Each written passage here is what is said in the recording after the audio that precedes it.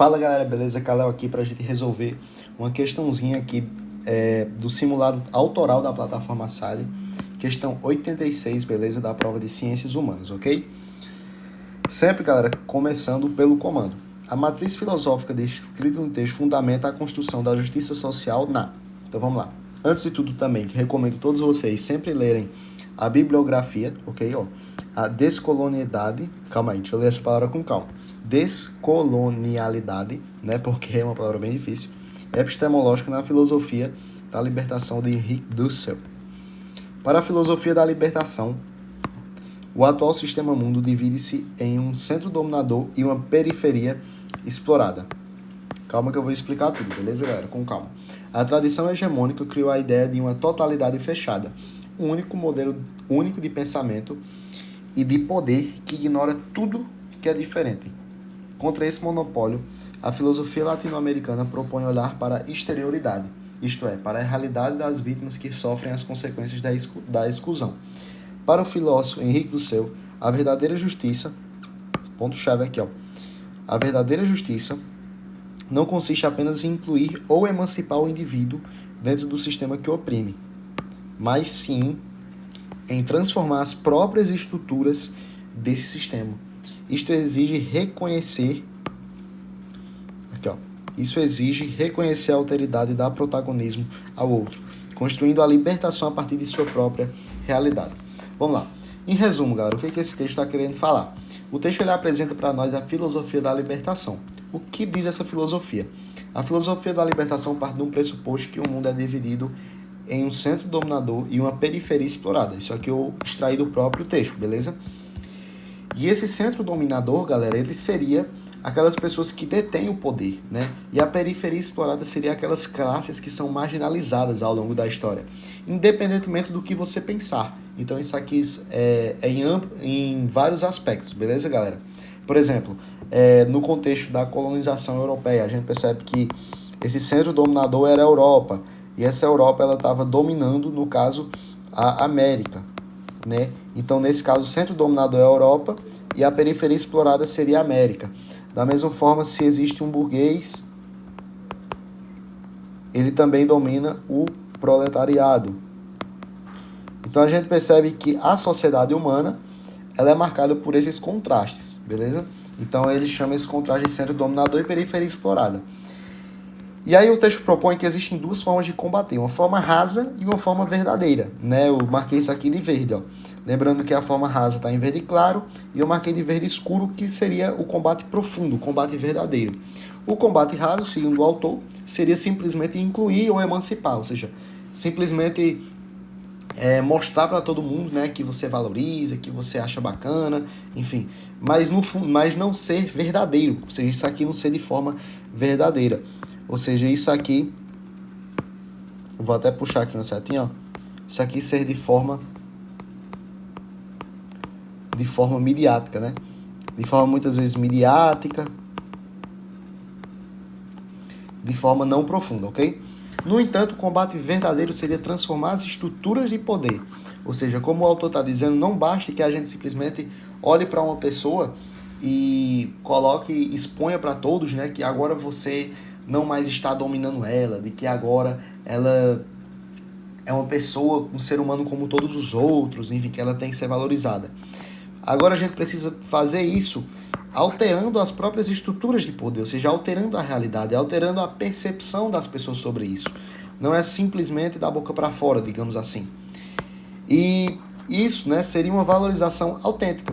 Porque o que seria autêntico? Seria algo verdadeiro. Porque a gente precisa buscar uma palavra semelhante a essa ou essa, né? Porque na verdade eu já sei a resposta. Eu já coloquei aqui para a gente compreender de forma clara o que seria essa valorização autêntica. Seria reconhecer o valor de forma verdadeira. Ou seja, se fosse apenas valorização sem autêntica, né, as alternativas, a gente teria que colocar em xeque se de fato essa alternativa estaria correta. Mas como colocou de forma autêntica, isso mostra que essa palavra autêntica vem aqui justamente para indicar uma veracidade, né? Uma coisa que realmente vem do fundo de forma profunda.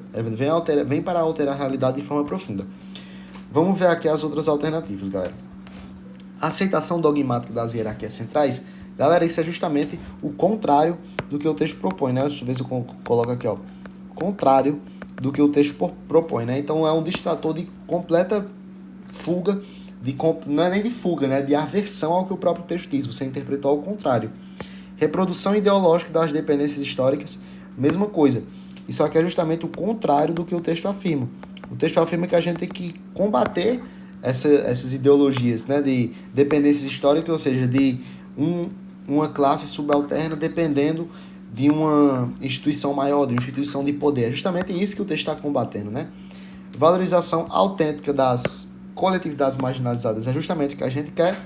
Por quê? Porque a palavra autêntica aqui ajuda a gente a validar essa alternativa, né? Porque não é simplesmente uma valorização falsa, mas uma valorização verdadeira, né, das coletividades marginalizadas, ou seja, daquelas pessoas que estão na periferia explorada. Ok, galera? Agora vamos ver essas outras aqui, ó, qual é o problema delas. Ó. Aqui eu confesso que essa D e a E é bem complicada, mas tem algumas coisas que a gente pode pensar sobre elas. Olha só. Essa D aqui, ela diz universalização institucional, ou seja, ela quer criar uma regra para todos. Só que, no entanto, o que o texto propõe, o que o autor propõe, não é isso. O autor não propõe que agora, porque as classes da periferia explorada estão agora com voz, estão com poder, agora até um certo modo estão ali com a quantidade de poder, não é por causa disso que as regras que eles criarem devem servir para todos. Ou seja, agora eles devem institucionalizar regras, leis, coisas que sirvam para todo mundo. De forma universal. Ou seja, na verdade, a palavra que deveria combater isso seria justamente a palavra plural, né? Agora a gente tem que entender que esse combate verdadeiro, ele transforma as estruturas de poder, mas transforma as estruturas de poder para que todos estejam bem, né? Para que todos vivam em harmonia. Ou seja, essa nova sociedade ela deve servir para todos e não deve servir também apenas para as coletividades subalternas. Vocês me entendem?